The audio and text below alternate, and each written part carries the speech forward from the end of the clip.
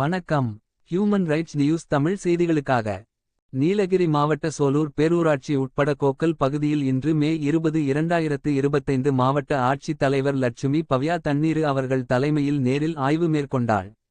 ஆதிவாசி மக்களின் அவர்களுடைய குறைகளை கேட்டு அறிந்தனர். மேலும் முன்னாள் அரசு வழங்கப்பட்ட நலத்திட்டங்களை குறித்தும் மேலும் ஆதிவாசி மக்களின் பழமையான வீடுகள், தொழில்பட்டறை, நடைபாதை, கால்வாய், பழமையான கோவில் சுற்றியுள்ள தடுப்பு சுவரை அமைக்க ஆய்வு மேற்கொண்டு பார்வையிட்டனர்.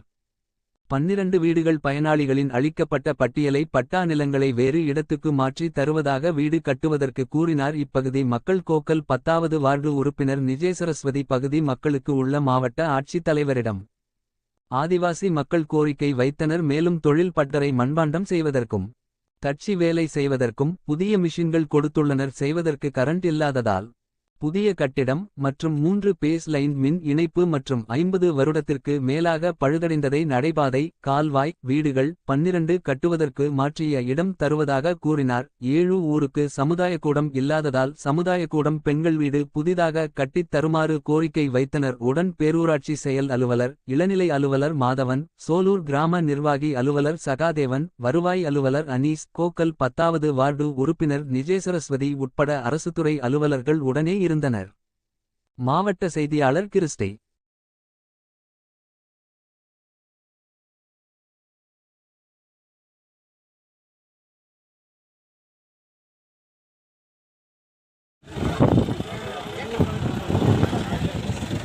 இப்ப என்ன நம்ம பண்ணி இல்லை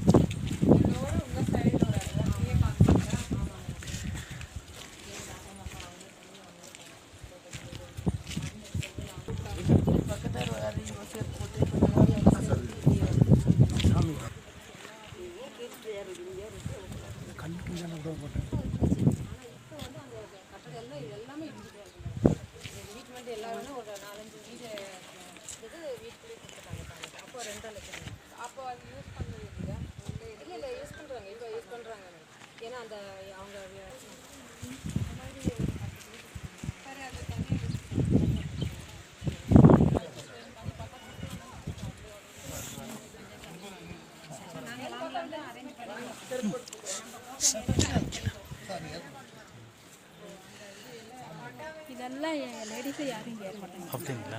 எல்லாம் ஜென்ஸ் தான் செருப்பு போடாம தான் ஏறுவாங்க. சரி சரி.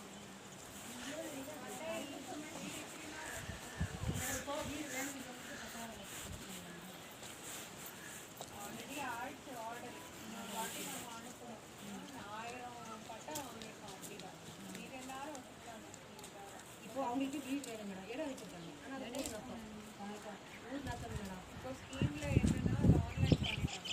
ஆன்லைனில் நம்ம அந்த சர்வே நம்பர் போட்ட உடனே அங்கே நத்தமன் வந்தால் அது ரிஜெக்ட் ஆகும். புரிஞ்சுதா? தனிப்பட்டா இருந்துச்சுன்னா ஆன்லைனில் அது எழுத முடியும். இல்லை இப்போ இப்போ அதுதான் இப்போ ஆயிட்டு இருக்கு. இப்போ ஒருத்தர் வீடு வேணும்னா அவங்க இடம் வச்சுருக்காங்க. ஆனால் நத்தத்தில் அவங்களுக்கு ஏதாச்சும் பட்டாருப்பா தான் வீடு சரி, அந்த மாதிரி லிஸ்ட் நீங்கள் தனியாக பண்ணி கொடுங்க. நான் பேசிட்டு சொல்கிறேன் என்ன பண்ணுறாங்கன்னு. அப்போ ஒருத்தர் தெரிஞ்சு ஒருத்தர்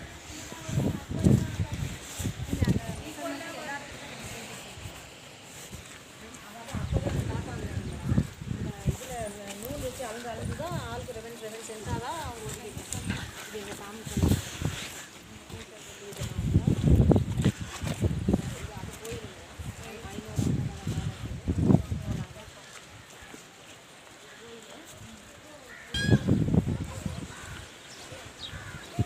மேடம் తెల్లాలి నోట్లేదు யாராச்சும் తెల్లాలి ஒன்று நோட்டு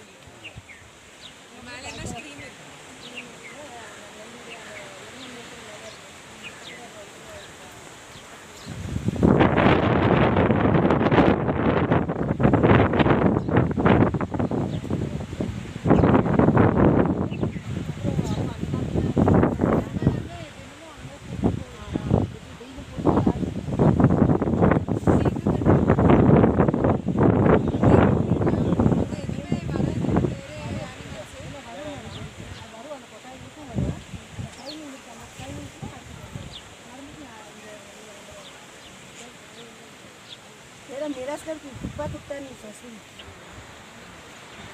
அது கீழே இருக்குங்க.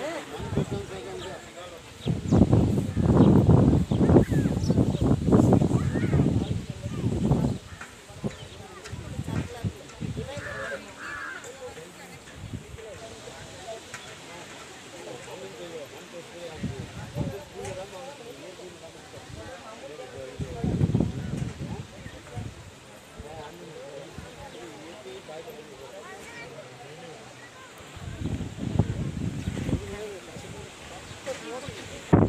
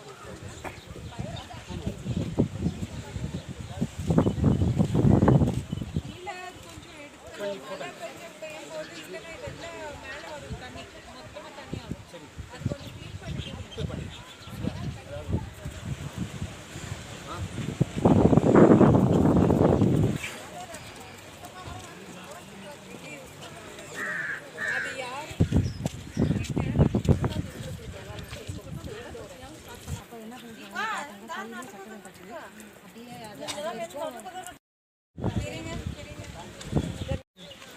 வணக்கம், என் பேர் நீஜி சரஸ்வதி.